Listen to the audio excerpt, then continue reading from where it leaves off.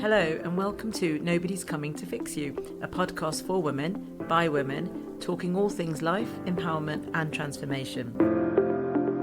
My name is Dalbir.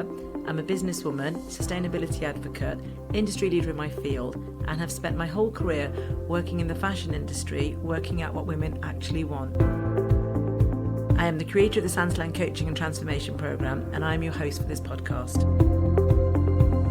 Joining me throughout the series will be lots of fabulous women, and men too, to talk about how we can share the best hacks to live our best lives.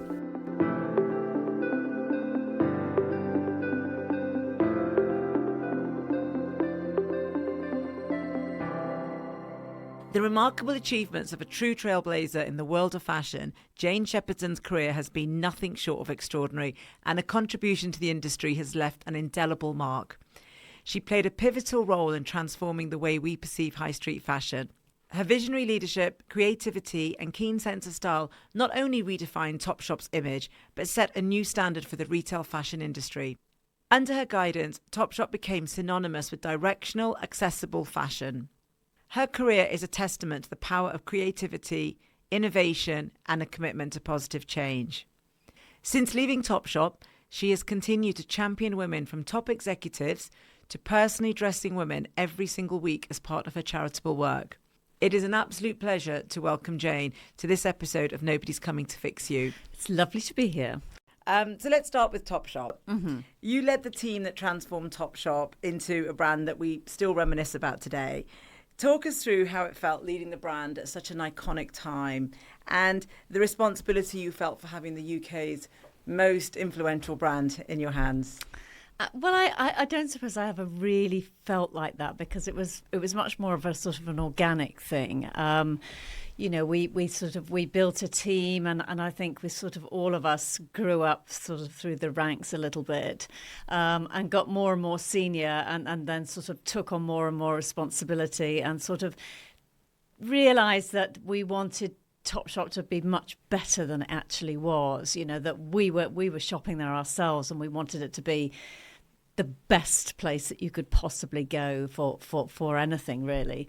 So I suppose it just didn't feel like we were sort of suddenly this sort of big, amazing, iconic store. It kind of just grew and grew and grew. We kept sort of adding things into the mix that we thought would people would really like the designer collaborations, about the sort of theatre in store, the vintage stalls that we had on the basement floor. So we kept sort of adding in things that we just thought, this is what I would want to see in a store. So therefore, let's try it and let's see if it works. And so it was kind of that sort of process that happened. Each time we added something new and then actually it worked and it got even better and better. And we were then able to employ sort of more and more talented, more creative people. We were able to collaborate with different designers. So it kind of each time we did something, it gave us a little bit more credibility, and it just made the whole offer more exciting and more tempting, more compelling, I suppose. So it never felt like we'd arrived. It also kind of felt like it was sort of a good time. There wasn't an awful lot of other things happening on the high street. I think Zara and H&M had just arrived, but generally it was seen as if you had the money, you went to designer stores or you went to Selfridges or Harvey Nichols, and if you didn't, you were stuck with the high street. So we wanted to make Topshop into something that was a little bit more than just the high street. We sort of thought to ourselves, well, even if you can't afford designer stores, then it doesn't mean that you shouldn't have VIP service. So we had our VIP style advisors, that you could have designer clothes. And we then sort of thought, well, hang on a minute, we're not copying the designers anymore. We're creating our own original design. So why shouldn't we be on the catwalk? Why shouldn't we be at London Fashion Week? So I mean, they were very snooty to begin with. They were like, I'm sorry, but the high street does not come on. But through a series of sort of moves, one of which was supporting New Gen, so that we were actually supporting the designers who were coming up through the ranks, as well as sort of ourselves wanting to be on that stage. So it was kind of a combination of things. It never, I guess, really happened, and it never really felt sort of finished. It was sort of an ongoing, developing, changing beast, I suppose. But it was a huge amount of fun, and we were kind of like a family. Everybody really kind of enjoyed it. Everybody had their part to play and sort of contributed and sort of, right from the designers in the head office through to the store managers and the staff on the floor. Everybody was a sort of a part of this whole vision that was Topshop, I suppose. And it's weird because now people say, in fact, just recently people have just come up to me and said, I used to meet all my friends in Topshop on Oxford Circus. What else is there to do now? I mean, where else is there that's similar to that? And I guess that kind of thing is just over now. What with sort of online shopping and everything, we don't do that anymore. So, kind of seems a shame. It's so sad because it was a really experiential environment that you created back then, and it was so interesting because nobody else was thinking like that, and the merchandise, the product themselves would have sold. It didn't need everything else that came with it, but you didn't stop. You were quite relentless in terms of always creating a theatre. And I think what you say about, I used to meet my friends in Topshop. I used to meet my friends in Topshop. It was the place to meet. We would always be like, oh, I'll be on the ground floor, or I'll be in the basement, or I'll be having a coffee, or I'll be having my nails done. I used to always be doing something in Topshop. It was a destination, and it became so much more than the fashion we were there to buy. I know, but I always felt it should be, and that people should, our customers wanted something that was beautiful and amazing and gorgeous. And it's so weird because when I was coming up through the ranks, people, older men who were sort of running the business at the time used to say things like, oh, no, you only display clothes in categories. This real kind of American thing, categories, category merchandising. Which meant that you put all your trousers together and all your skirts together, whatever. But this was to sell volume. And I thought, but that's so boring. So we employed the most incredible creatives in stores to make these wonderful sort of scenes, if you like, and to show how you would actually wear something and make it look really compelling and exciting, so that you walked around the store and you looked at something and you thought, yeah, actually I could do that. I mean, everybody does that nowadays, but I think in those days the high street was sort of seen as a place where you sort of sold volume clothes and you didn't bother with anything else. And you just sort of laid it out like a warehouse almost. And we just thought, this is just, it's got to be some kind of like a Wonderland. You've got to go in there and just be kind of, I don't know, so excited by what you see. It is, it's a visually a creative industry, and it kind of needs to be on every level, I think. Absolutely. And let's talk a little bit about the team. The team seemed like quite a powerhouse. Are they mostly women? The team was nearly all women, yes, yeah. And in fact, in fashion retail, I think the stats are something like 80% of the people that work in fashion retail are women, and until you get to board level. And then it's like 10% or something, it kind of drops off like a stone. But of course, most of the people are women because it's women's fashion retail with the customers. So why wouldn't it be women? It seems like a nonsense for it not to be women. In fact, I remember being told by male bosses who would say, well, we're going to do some research, Jane, to find out exactly what it is that people that are buying. And I was like, well, why do we need to do the research? I know what they're buying. I could stand in the front of my store and I'll tell you what they're buying. It was that real reliance. Well, I guess nowadays, of course, we completely rely on data to tell us everything. But to me, data was the past, and data was something that had happened, and it wasn't something that was going to happen, and it wasn't new, and it wasn't original, and that wasn't the future. So yeah, it was kind of weird. So the team was very, very important, and I was very, very clear right from the beginning that I had a particular skill base, but it wasn't very broad. And therefore, I needed people who were absolutely brilliant to fulfill all of those other functions and to to make us a whole team that kind of worked in every way in terms of designers, store creatives, finance people, merchandisers. We had a wonderful woman, Jo Farrelly, who joined us from Levi's, and Levi's at the time was sort of, that their marketing strategy was incredible. So we kind of built this team of people who were the best in their field, no question. And between us, we kind of all bought into the same vision, and we didn't even have to almost articulate it. We just knew what we wanted to do and what we wanted this to be. And it just worked. I'd love to say it was strategically planned. It wasn't. It was much more an instinctive sort of bringing together of talent at the right place at the right time. That just, yeah.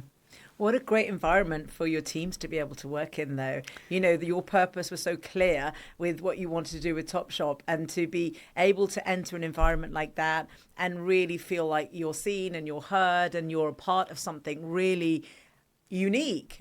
Yes, I think it was. I think, yeah. I mean, it was exciting. It was, and everybody felt it, and because it was successful too. If it hadn't been successful, then it would have sort of, the team would have broken up, and it wouldn't have got anywhere. But everything we tried seemed to work. So it sort of, yeah, it was fun.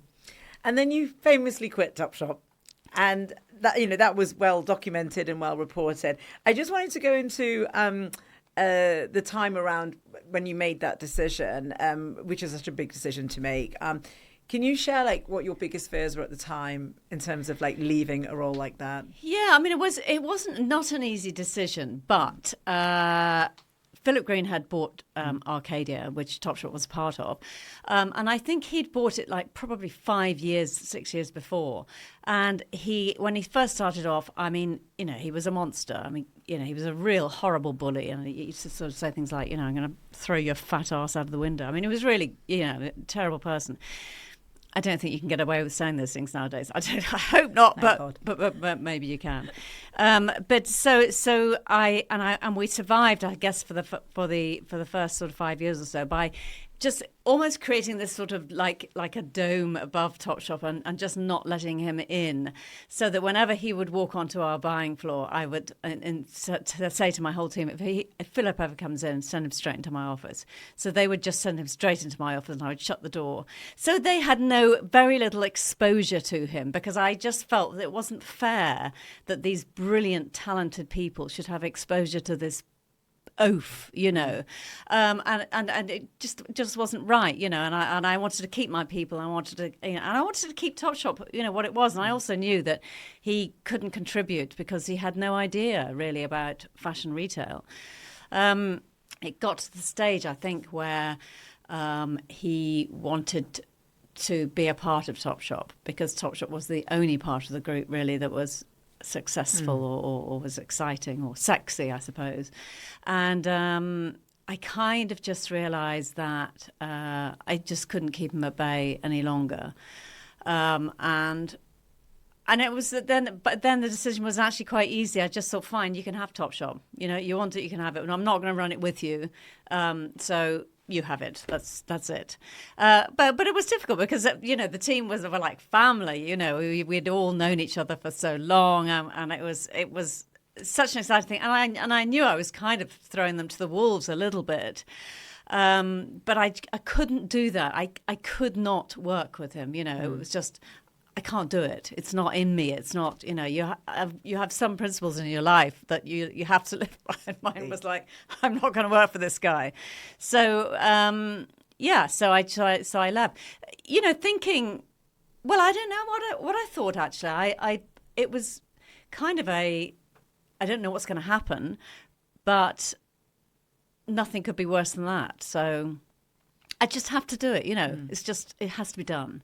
So yeah, and it was very traumatic. It was very sad. Yeah, it was like a breakup of a marriage. Yes, really, in yes, a way, isn't yes. it? Like, not only have you got the family that you've kind of brought into the organisation and helped to kind of build up and inspire, you've actually got the brand itself that you've taken from Yes. where you started and right the way to when you left it, and that's quite a lot to walk away from, isn't it? Yeah, no, it was a kind of sad time, but exciting as well. You know, thinking, right, okay, I've been so defined by this all my life, or for the last 20 years or so. So now I'm going to be something different. So in the news this week, there's been talk about a Topshop sale. And I was really sad to hear that there's a fast fashion brand whose name we won't mention on the podcast that might be interested in buying it. And I just thought to myself, why can't Topshop find a stable home? And I wanted to know from your perspective, what do you think would be the right environment for Topshop now? Like, what should happen to it? I have to say, you know, once I sort of sever ties with something, I kind of walk away and I don't look back. So I haven't really kind of kept up with Topshop recently, although I know they were bought by ASOS about just over a year ago. I think it's a really hard one. I mean, so much of Topshop's appeal was its actual physical, you know, experience, and that isn't something that's as important anymore.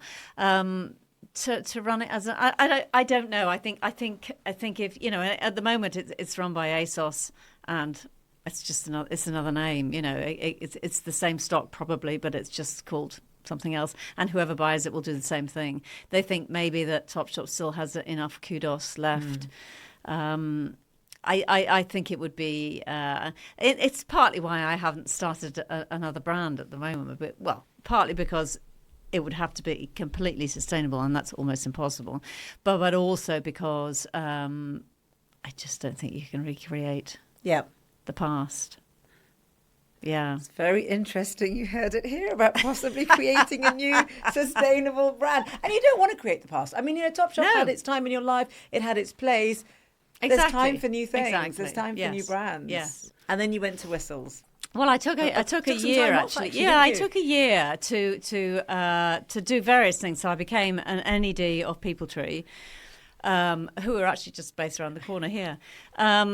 And to learn much more, because they were the real fair trade pioneers at the time, and I wanted to learn as much as I could about what Safia was doing. So that was interesting.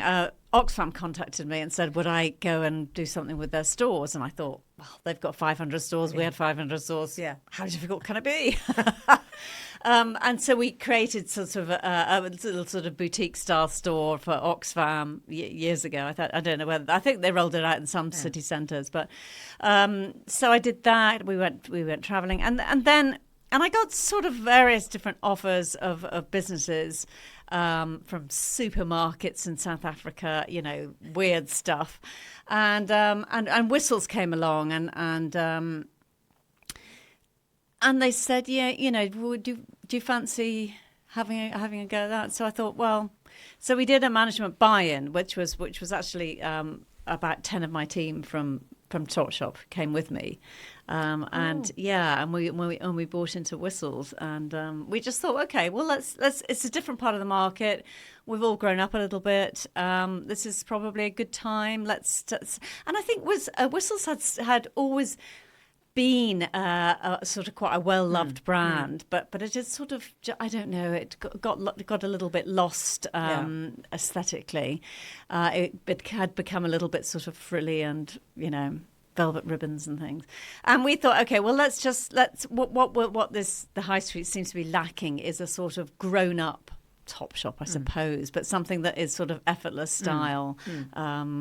You know, so we took over Whistles and started again. And you went in as CEO. Yes. How did that differ from being a brand director? Were you still heavily involved in the creative direction, or did you have to get more involved in the management of the business? It was, well, as a brand director, I was responsible for everything front facing. Well, and also the stock, of course. So there wasn't that much that I wasn't responsible for. I wasn't responsible for the running of the warehouse. You know, I have no interest in logistics, really. But the biggest difference was the financing of the business, and that isn't something I'm interested in at all, and I'm still not. As part of what I do now, I try to raise money for small, sustainable fashion businesses, and I hate the whole financing side of it. I really do. It's not my bag. It feels like begging, and I'm not. I don't like begging. It really. I just don't like it. I don't really like people with loads of money. That's like a terrible thing to say.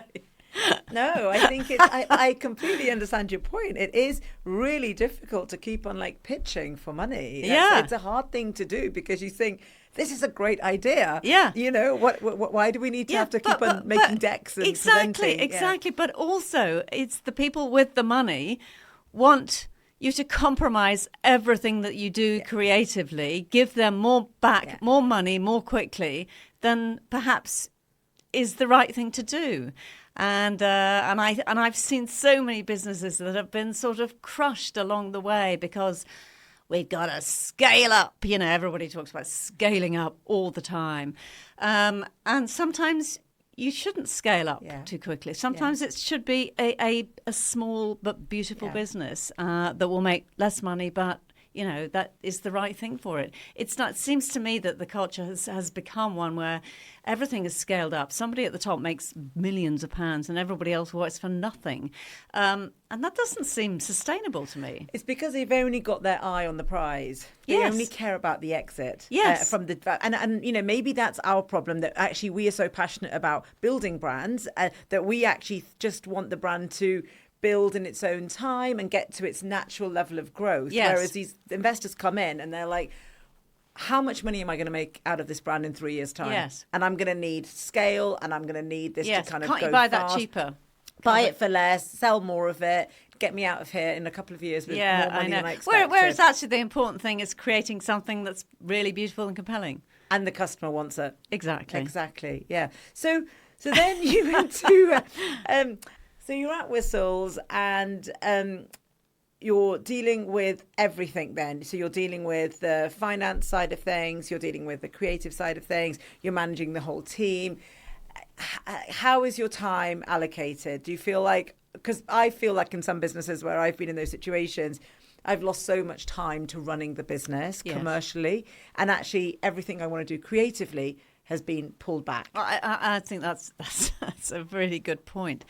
It depended on the timing, to be honest with you. We took over Whistles at the beginning of 2008, which was the year of the global financial crisis. All of our investment was Icelandic at the time, and they all went under. In the November of that year. So we'd taken over in January. By November, we weren't sure if we could pay the next paycheck. We weren't sure. We thought we might lose the business unless we got a new investment. So I spent all that. It was an incredibly stressful year. I lost loads of weight, and I was just like, it wasn't what I wanted to do at all. I didn't really want to have to raise money for this business. I just wanted to create lovely things. So we did get we got backing, but it's always difficult. You always do have to make compromises, and so it calmed down after that, and I was then sort of able to get back to sort of being more involved in both the collection and the marketing and the brand, etc., which is the part of it that I love.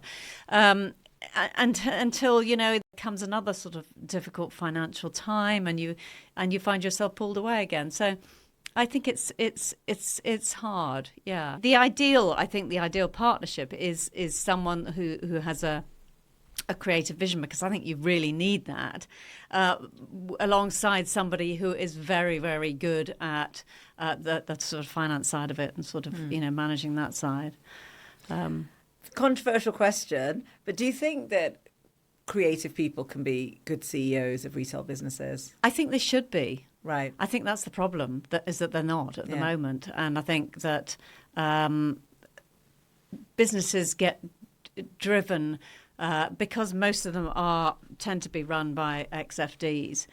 I think they tend to be run for margin for profit purely, first and foremost, without thinking about... what the vision is or what the creative offer is. And I think you have to have that. Surely that has to be the most important thing is what you're offering, is your product. Your product has to be the most important thing. Yes, I think you absolutely need somebody really strong right next to you, and they can be at the same level. But I think that the person driving the business should be a creative. So you're right. It's this journey, isn't it? You're FD, CFO, COO, and then you naturally fall into CEO. When the next CEO leaves, although that CEO whereas leaves. a CFO and a COO do completely different jobs. Exactly. They're brilliant. I love them. And they're people that I absolutely want to know far more than I do, and I'm like, I think they're wonderful. But I think you need to have a creative person who's leading the way. And why do you think people aren't focusing on creatives for CEO roles and always going for those type of finance-based roles? They seem to see a person in a finance role as a safe pair of hands. Yeah, and I just don't think that's true. I think if you've got someone from a finance background running a business, they're just taking what's been created, and generally it just kind of becomes chipped away and gets smaller and smaller. If you have a creative person running it, they're constantly creating and building a new business.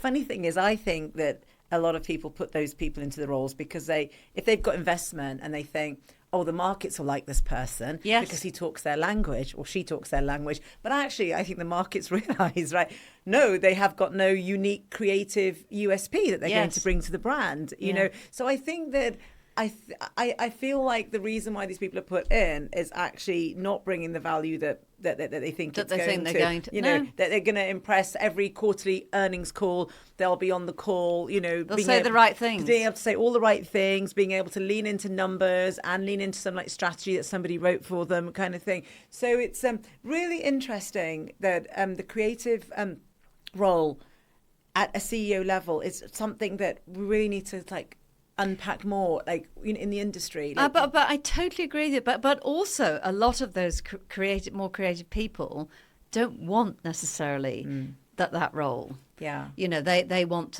to surround themselves with the creative, and I think there are perhaps not that many people who are prepared perhaps to take on the responsibility of the rest of it, as well as the creative vision. True. It's interesting, yeah. Because I think if you are a creative, then that's really the space you want to spend your time in. You know, just creating fabulous concepts and new product. Yes, it's really interesting. Then we wanted to talk about women generally in the workplace, and there is so much being written at the moment about women just leaving the workplace, not because they want to retire or that they feel they've had enough, but more because they don't feel the industry serves them anymore.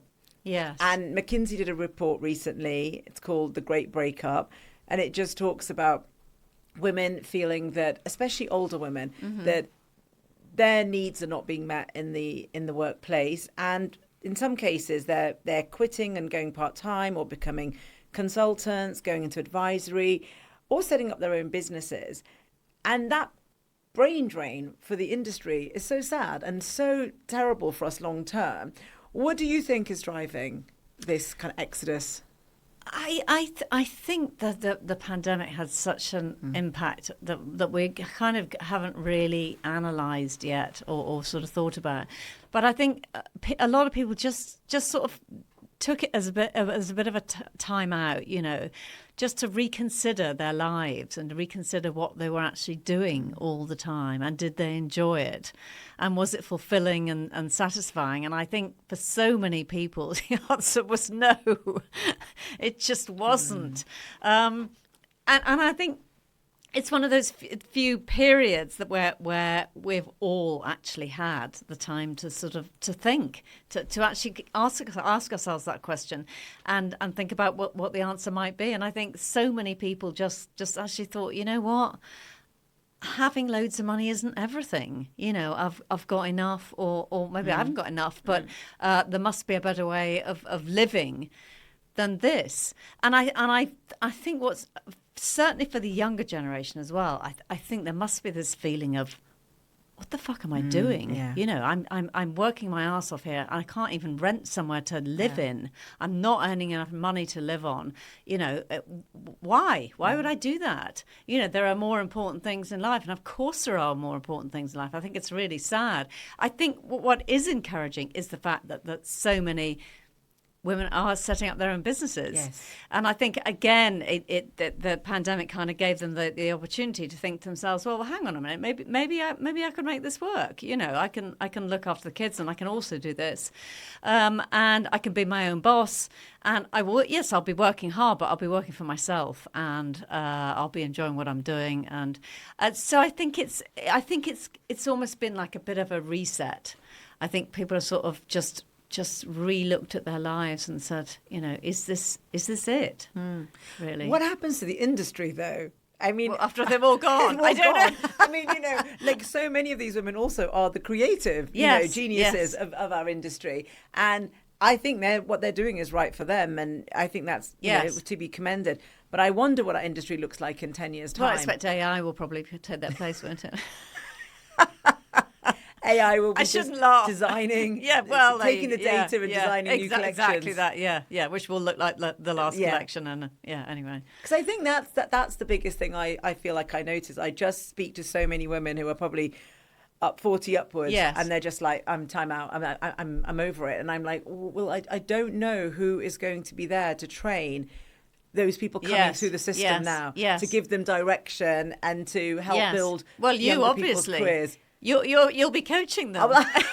I'll be doing this with my coaching. But you know, in the workplace, you're like, who will they aspire to? Yes, yeah. I know. I don't know. I don't know. It's going to be. It's really interesting, and I think that one of the things that is not happening is nobody is looking into how to retain women in the workplace. Yes. You know, because some women I talk to, they say, well, they don't feel like they belong. Mm-hmm. They don't feel like anything is done to support their needs and their requirements. It was interesting yesterday, I was listening to Stephen Bartlett, and he said something like, I learned something for 6 months, and then I realized that 6 months later, that's already old. So I have to start the process of learning again. So everything I learn lasts about 6 months. And that's somebody of his age. Yes. You know, it was so much information. And I thought there are women like who say that 40s upwards, there's no training. There's no career development for them because people actually think, kind of only got another 5-10 years to go. We don't need to make that investment. Right. But what I don't understand is why are we not investing in people? Especially, I mean, in the next 10 years, retirement age will probably go up to 70. Yes. You know, so we've got a long stretch ahead. Yes. You know. Well, so what? So all the over 60s will be delivery drivers. No, but I totally get your point. Yes, it's so mad, isn't it? It's like, why don't we just, why don't we invest in? We had when we were in our 20s. There was lots of training that we used to have at work. Yes, like on the job or whatever. But I think that a lot of people just feel that you get to kind of a certain level, and people are like, oh, they don't need training, they don't need anything new. But the gap between, say, Gen X and Gen Z is like huge. Yes. And I'm not sure that anything is happening to bridge that. Yes. It's a tough one. Scary times. It is scary. So now, one thing that when we were at the event the other day when we met, and you were talking on the stage, and you said that sometimes you're labelled as a difficult woman. Was it difficult woman? Was that what you said? It was. Yes. But it's interesting because when I hear that for me translates to you being a really authentic leader, because I think that, what it means is that you're someone who's got a clear point of view. You stand by your principles. You're not the kind of person who checks the values in at the office door when you come in the morning. So actually, that's authenticity as a leader. And I think that's what we're really missing as well in the industry. We're missing creativity, but we're missing authenticity as well. And I just wonder whether we're so busy focusing on diversity, which, like race and gender. We're women, I'm a woman of colour. Yes, that's really important. But I wonder whether we've kind of lost sight of diversity of talent and skills. Yeah, well, I think that's something. But I also think that, I think there's a danger that we, I don't know that. I think it's important to sort of keep your rebelliousness, to sort of question everything. Not sort of accept what's happening, but to constantly sort of question it and or say, no, I don't agree with that, or that's wrong, or whatever. And I think there's a danger that perhaps we could sort of just become a bit more, I don't know, accepting, I suppose, of what's going on. Yeah, I feel that we're so scared of challenging and being labelled as difficult, that we end up creating this conformist culture. Yes, I think that's true. Yeah. I don't mind being difficult at all. I don't mind being difficult, but you know what I think. But difficult means that we stand up for what matters and to us and that people. But I think also, I mean, and one of the points that I was making was that at the time we were talking about people on boards, and at the time and still now. Actually, of course, there are all these boards where they're trying to get their requisite 30% or 50% of women, of 50% of coloured women, or whatever. They're trying to tick their diversity boxes, but actually they want someone who's just going to sit there and say yes all the time, and that's really not going to help. What you want is somebody who's female or who's black and who's also difficult. Who's going to say no, wait a minute, that doesn't work. That's what we need. Yeah, we need them to have a genuine place at the table. Exactly. Not a token place. Exactly that. Yes, absolutely. So. Actually, that brings nicely on to the next point about your role with as chair of My Wardrobe. This is really interesting because I think a lot of the listeners won't know what a chair does. Yes. So could you tell us a little bit about that role, how it came about, and what you do with them? I don't really know what a chair does either. Actually, I'll be very honest with you.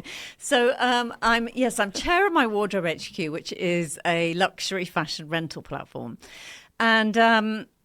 To be honest with you, when I left Whistles, I kind of had this epiphany, and I just thought, oh my God, I've spent my entire life making fashion more compelling, and look at the damage that it's done to the planet. Which you can, I am a complete hypocrite. I totally accept that. So I thought, so I then thought, right, okay, what can I do with all the experience that I've got over those years to either help to change behaviour or to support some kind of, new sustainable businesses that will help for the industry to sort of, improve itself in the future. So one of them was that I'd just been on a road trip around America, and we'd stayed in Airbnbs every night. And I thought, well, if you're prepared to sleep in someone's bed, then clearly you'd be prepared to wear their clothes. I mean, it's not that big a leap, is it really? No. So I came back thinking, right, great, okay, I'm going to set up a... first of all, I came back and I thought, right, I'm going to set up a platform for sustainable fashion businesses. And then I had a look at a few of them. They either weren't sustainable at all, or the clothes were horrible, And I just thought, I can't put my name to any of this. I can't endorse any of this. It's just not, it isn't good enough. So I then thought, right, okay, what about rental? Because at least if you're, especially for weddings, which suddenly, if you're in your 30s, you're going to like at least 10 a year. And they don't last one day, they last at least 2 or 3 days. So you need 3 different outfits. So I thought for things like that and for events and things, it would make so much more sense if we did just borrow something and just give it back again and just sort of swap it around. So I thought I could maybe set up my own rental platform. So I got together with a few people and realised, of course, it's absolutely not my bag at all. And we completely realised, like, oh my God, what are we doing here?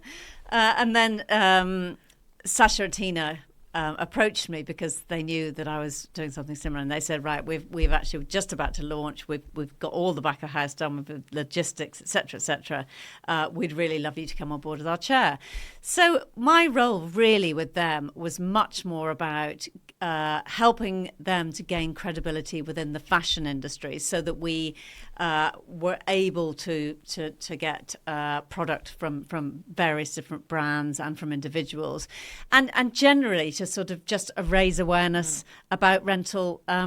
It generally, not just My Wardrobe HQ, but just rental, because it's one of those things that, yes, I'm sure it will become a much bigger thing, but there are so many barriers in place at the moment that stop people from doing it. You know, renting is such good fun. It really is. You know, even sort of personally, I've sort of rented this wonderful lilac feathered, you know, gown for a night out for the British Fashion Awards, I think it was. And just felt so amazing in it, you know. Whereas before I would have just maybe bought a black dress that was discreet, that I could wear again, you know, that was sort of, you know, would sit in the wardrobe and would just come out for events. But instead I rented this incredible thing. Lisa Armstrong called me one of the best dressed women of the year the following week in the Telegraph. You know, all of a sudden I was like, oh my God, this is so exciting. So rental can allow you to really, really enjoy fashion in the way that I really want to, but also, you know, you're giving it back again, and it's not nearly as damaging as it would be if you'd bought something and just then chucked it away the next day or whatever, never worn it again. So, and if you had bought that dress, you know, you would have loved it, but you would have never been able to wear it again because you already photographed in it and everyone had talked about it and you'd already been labelled as the best dressed woman. It's kind of, you know, relegated to the back of your wardrobe. But also, you know. with Instagram now, you know, everybody is photographed in everything, that they work constantly, and nobody wants to be seen again in the same thing. So it's kind of, it's almost ideal for the way that we live our lives now. I love the idea that actually, because you know you don't have to work out a number of wears for that item, you can go as crazily, you can be as expressive as you want. You can really totally. You know? I mean, I think this, the woman who set up Rent the Runway in the US said, if people are going to buy something, they buy it in navy, and if they're going to rent it, they rent it in yellow. I mean, that's the difference, you know. Perfect. Is that you take those chances, you take those risks, you wear something that makes you feel joyous, but also it doesn't matter if you never wear it again or you've been photographed in it, because you give it back again, and then next time you wear something different. So I think it's really good fun. I accept totally that at the moment there's still too many barriers. People are nervous about it. They're nervous about, you know, if they've got a big wedding coming up, will I get it in time? Will it fit me? And all of those things. And we need to try much harder to sort of break down those barriers. But I still think rental is part of the answer. It's not the whole answer, but it's one of a number of things that we need to get our heads around, and we need to start thinking about seriously if we're to stop, you know, this constant this addiction of buying something, and because it's cheap, because it has no value, and that just can't be right. It can't be right that you know, you sell a dress for a £5. I mean, the woman that made that dress, what does that mean that she's being paid? Nothing. That's the thing. What did the fabric cost? You know. It just doesn't make any sense. It's just taking all the value away from something that should be beautiful and give you joy. No, definitely. I think that's it's really interesting about the rental piece, and I agree with you. I think there are some barriers, and I think that, but I think when it comes to the segment of occasion wear, I feel like that as an industry will sort of die for retail and just move to rental. It feels that way, doesn't it? Yes. And that will be great, I think, because there's other things that we want to invest in that we're wearing every week or every month, and, you know, rental will be too inconvenient for that. But, totally. So then let's talk about brands. So I feel at the moment I'm really struggling to look at any brand and think, oh, I'm really excited by this brand.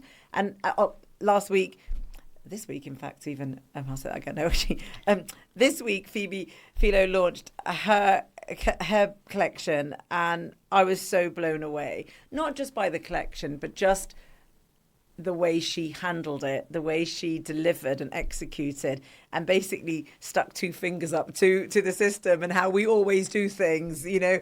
And I don't think she even updated her Instagram, and, you know, she just literally quietly launched, and then quite a lot of things were sold out within an hour.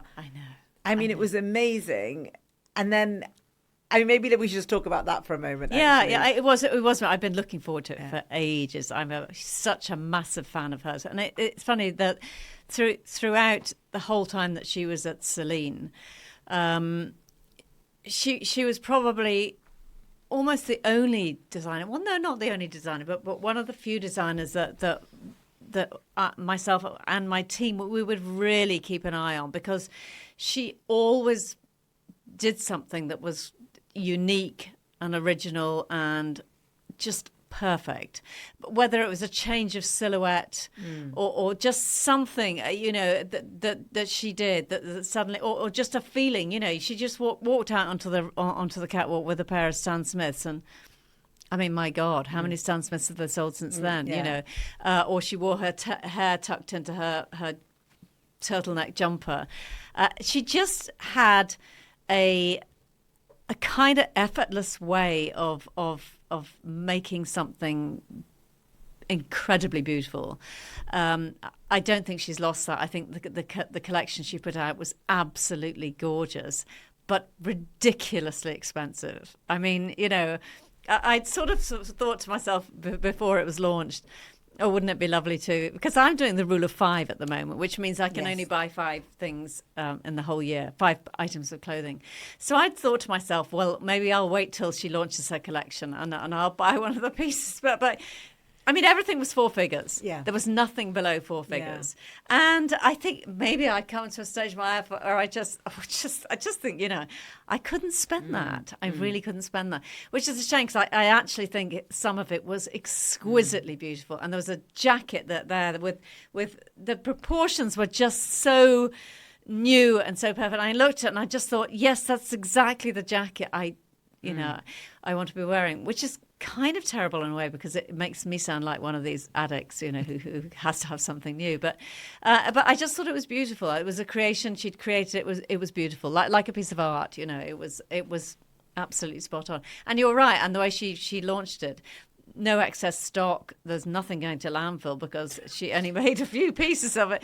I'm guessing because she has backing from LVMH that they will insist that she does more next. I don't know.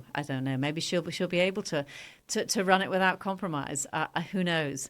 But it's a shame it wasn't a bit cheaper. Yeah, I agree. I mean, I think what was very exciting was that she created like a drop, you know, which was a very hyped up drop. And I think that now that most of it sold out within 60 minutes, you know that the next time that comes round, you know, there'll be even more eyes on it and there'll be more demand. You're absolutely right. It's only for a certain slither of the market because it's so expensive. But it was just refreshing to see that level of innovation and forward thinking, and not only in the collection but also with her just saying, no, I'm just going to do it in this way. And it's so quiet. She's just making very little noise. Of course, the sad thing is, and a friend of mine just pointed this out, is that there'll be Zara copies of that jacket within a month. That's really true. And in terms of other fashion brands, is there anything that's inspiring you at the moment now that you think that that is affordable, but you think actually this is a brand that I think is going in the right direction, or this is one that I want to follow? That's a really hard question, actually, and I've been asked it a few times recently, and I can't really think of an answer. I mean, it's funny. People ask me, okay, so what are the sustainable brands? And actually, the answer is there aren't any, apart from Mother of Pearl. Mother of Pearl, I think, probably go as far as a brand could go. Or also, I guess, these little tiny brands who are literally just producing very small amount, close to home, local production, using fabrics and things that are sort of biodegradable. So there are small brands out there who are doing things, and Mother of Pearl are trying as hard as they possibly can to get everything right. Apart from that, I don't think any of the other brands are really doing anything at all, as far as I can see. So to answer your question, no, there isn't anybody who's really inspiring me at the moment. But the answer that I give to people who say, well, where should I shop? And I say, well, I think as long as you're not buying, you know, you're not doing a haul video each week, you know, with sort of 2 massive Primark bags, And and everything you buy, you're really thinking about how it's going to fit into your existing wardrobe, how often you're going to wear it, how much you're going to love it. Then I think that's fine. That's a considered purchase is fine. That's not the problem. We all have to wear clothes, and we have to express ourselves, and we want to wear nice fashion. I think the thing is not to treat it as something that's just totally lacking in value. But back to your question again about brands that I actually aspire to. I think it's nice that Jigsaw have got Jo Sykes there now, and I think she's doing a good job. And I know said they've just done a collaboration with Roxanne, and I think Roxanne is amazing. So I think that's interesting, and I think it shows that they're also doing a bit of rental and a bit of a sort of bring back a swapping sort of scheme. So I think they're sort of making an effort. They're trying to sort of try new things, which is interesting. I can't think of any of a brand that really excites me. Yeah, actually, that's where we're at today. That we can't think of brands that we're inspired by, or that we want to go in and shop at, their new drops or whatever. It's really interesting. I think in terms of sustainability, obviously we both feel very passionate about sustainability, and I think our values very much come into play when we're making decisions about how we work, where we work. In terms of the industry now, what's happening? Do you think we're going at the right pace? No, I don't. I know that the EU or France have introduced this sort of anti-greenwashing, and we haven't. Fortunately, a lot of brands sell to the EU as well as the UK, so they're having to abide by the new anti-greenwashing ruling, which is good. I guess smaller brands are just not. I think I can't actually see, really, with the big brands, I can't actually see anything happening at all. No, because I think they're going to say, seeing as we're not going to be able to comply with these new requirements, we'll just step away. We'll just not get involved.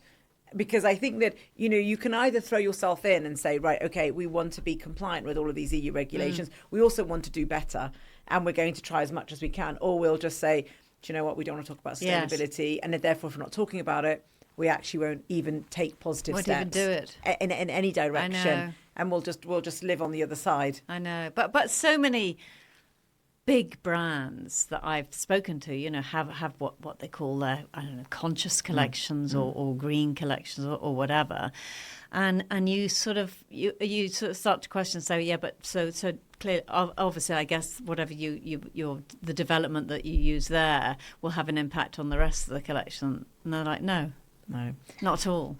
I mean, they don't even hide it. So I'm not sure that there's really. I can't see an awful lot happening at all. So it's a slither of sustainability to the icing on the cake. Yes, of a lot of businesses. The sad thing is, I do think that a lot of people believe the greenwashing, or want to believe it so much that just a little hint that something might be sustainable is enough to make them think, oh, it's okay, I can buy from there. Whereas but the point is we're addicted. We need to break this addiction somehow, don't we? I mean, absolutely. How's your rule of 5 going? I mean, we're nearly at the end of the year. It's really good. Yeah, we're nearly there. I bought 4 pieces. Okay.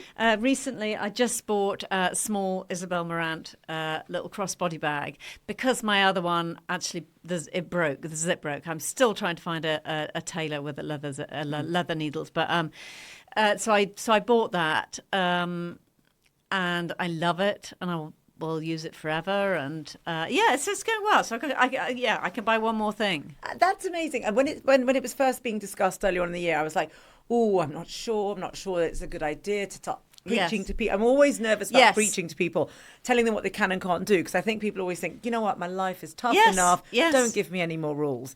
But then actually I realised that I was counting myself, and I was thinking, I think I've only actually bought 3 pieces this year. So very good. And there I was protesting, like, don't give me any rules. But now actually it's been okay. But that's very true. And I was the same. When I started it, I thought I just told people I was doing it. I didn't say You should be doing it. I just told them I was doing it. And a very good friend of mine who buys a lot of clothes, she just said, oh, for God's sake, Jane, you're just ruining my life. That's the only fun I have is to buy new. Anyway, but a couple of months ago, she called me up and she said, oh, I saw this gorgeous thing and I didn't buy it. So I thought, because I thought about you. So I thought, well, And I think what's really nice is that if we buy less, then quite possibly what we do buy, we'll probably buy better. Yes. I would like to hope that's what we're going to do. Yes. And then before we finish, I'd love to talk a little bit about SmartWorks charity. Now, obviously, this is the most amazing charity. But you must come and coach. I would. SmartWorks. You would be. I would love my to. God, you'd be amazing. I would love to. I'm so excited about this charity, and I think the best person to talk about this charity, because I think a lot of our listeners won't have heard of it. Right. So it'd be really great if you could just tell it a little bit about. Absolutely. Yeah. So SmartWorks is a really simple premise, and I think that's why it works so well. All we do is. For women who have been out of the workplace for some time or are looking for work, all they have to be is unemployed. We provide an interview outfit and an hour's interview coaching. They then, if they get the job, they can come back for another 5 pieces of clothing to last them until they get their paycheck. So what it means effectively. So I go in there every month. So I'm a trustee of the charity, but also I am a volunteer, because I kind of want to sort of still be in touch with what's going on, at the coalface, if you like.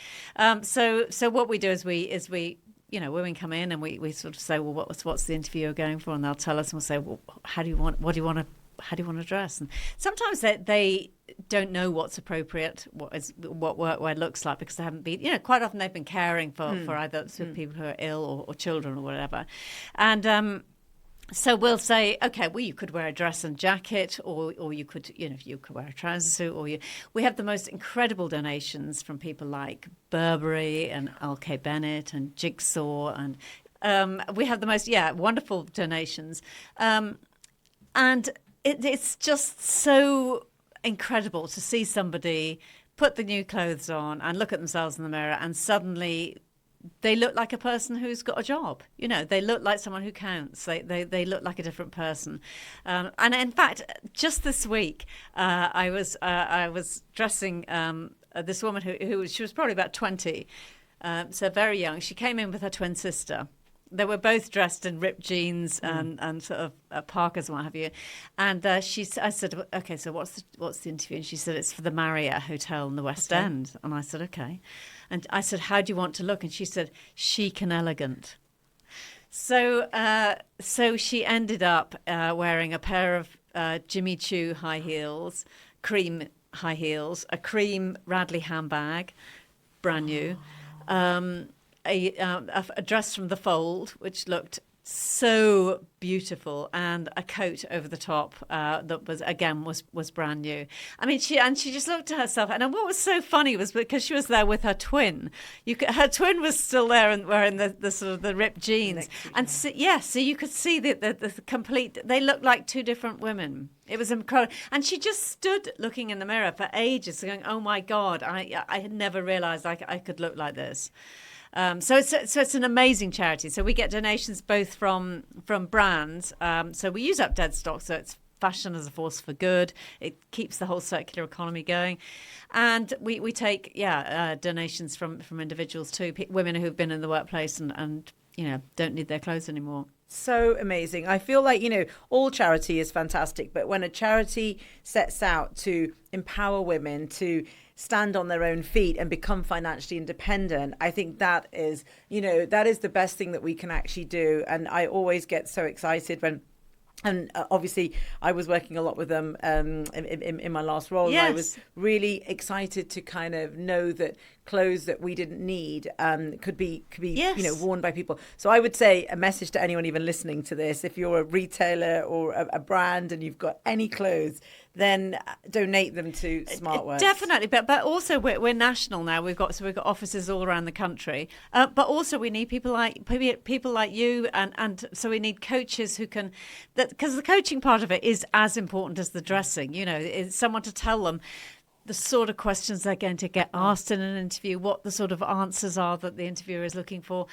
all that sort of thing. Just builds them up. By the time they leave, they're full of confidence and they've got a great outfit, and This is so amazing. And actually, on the lines of the rule of 5, I had an idea this morning, actually. I was thinking about Christmas, and I've got my close friends, and every year we're exchanging presents, and we've just been doing it for such a long time. And in the spirit of sustainability, I was thinking, we're all buying each other things that we don't really need, that they don't need, and, whatever. So I decided that I was going to say to them that this year, rather than buy me a present, why don't they just donate a piece of clothing to SmartWorks? Oh, what a good idea. And then I thought, even if 5 friends of mine, do that, do that for me, and then we do it for each other. Yes. That's 25 women that are going to get dressed. What a just great to idea. Our Christmas present exchange. What a great idea, yeah. So I thought this could be the next thing that we move to, actually. So I know some of them will be upset that they're not going to be getting a present from me. But I just thought it's a great idea. I'll donate 5 pieces for in their name, and they can donate 5 pieces, and off we go. Brilliant. But I think it's a brilliant charity. I would very happily come and do some coaching, and I'm sure we'll put in the show notes how to contact SmartWorks if people want to coach. Perfect. Yeah, that will be amazing. So then just we always have these 3 kind of takeaways at the end of every podcast. So questions. If you're entering the fashion industry, and I know many years ago we did as allocators, buying assistants, working our way up through all of those levels. What advice would you give to somebody who's newly entering the fashion industry? Entering that now? I think it would be to keep your passion, try not to compromise, and try to just do what really fires you up, what really keeps you passionate, and don't allow yourself to sort of be pushed around and into the wrong job or the wrong brand or whatever. Just keep the fire going. I think that's what's really important. Brilliant. Great advice. Next question is, Gen Z are very competent at building their digital brand. But a lot of older people, maybe even like millennials and late millennials, I feel quite uncomfortable about always putting themselves out there digitally. Yes. What advice would you give to people who feel that they don't really have a digital brand, a personal brand? Yeah. Well, that's interesting. I think the most important thing is to always just be absolutely yourself, and to have boundaries and principles that you stand by. So I think that it would be very easy. For example, I've said that, right, I'm not going to do anything. Sustainability is my thing. I'm not going to do anything else. So I get asked by people, would you wear this for us, or would you wear that? You can keep it and what have you. And I say, well, only if it's sustainable. Yeah. If it's sustainable, then I'll happily do it, and I'll do it for nothing. But if it isn't sustainable, I won't do it. And I'm quite clear what I do and what I don't do. And I think people recognise that. And I think, people are not stupid. No. Don't pretend to be something you're not. Just be yourself. And everyone is interesting, and everybody has something to say for themselves, and everybody has a different aspect. So I think, be yourself, be genuine, and do it that way. I think a lot of women will be very reassured by those comments, actually. And then the last point is around self-confidence. When I talk to a lot of women who are feeling that their self-confidence has been impacted, maybe because they were working from home for a couple of years, maybe because they have just got a bit older now. And a lot of that comes from image and wardrobe. What advice would you give? I think this is a really difficult one. There are very few women that I know who don't suffer from a lack of self-confidence at some point in their lives, or have imposter syndrome. I've had it.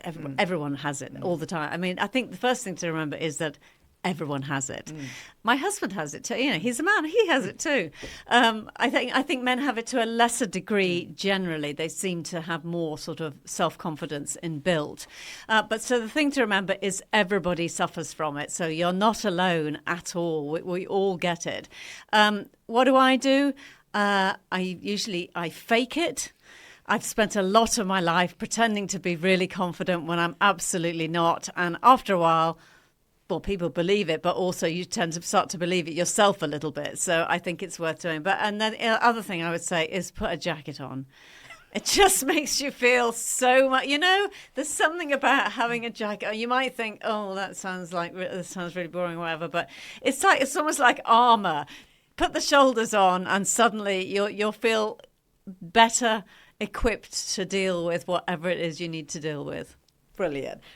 Thank you so much, Jane. Thank you for your honest insights. It's been brilliant, and thanks for being on the show, and most importantly, thanks for showing up as yourself, for all the people that you support, and for the fashion industry. We all love you, and honestly, I'm so thrilled that you're on the podcast today, and so many people who knew you were coming on, who actually know you, were like, oh my god, this is so exciting. So I'm excited. I feel like there's another brand in you yet. I think there's another maybe sustainable brand in you yet. I'm not sure about that, but thank you so much. It was an honor. It really was. It's been great. Thank you. I hope you enjoyed this episode of Nobody's Coming to Fix You with Jane Shepherdson. If you want to learn more about our conversation today or find the links to the businesses we discussed, please go to www.santaland.com. Thank you for joining me for this episode of Nobody's Coming to Fix You. I hope you've enjoyed it. Please follow us and subscribe for future episodes. If you have any questions about the content of this show, all the details will be in the show notes. You can also reach out to us on Instagram and TikTok at Santaland Coaching. Nobody's Coming to Fix You is brought to you by Santaland, a 12-month coaching and transformation program for women. To learn more, please go to www.santaland.com. I'm your host, Dalbir. Until next time, stay well.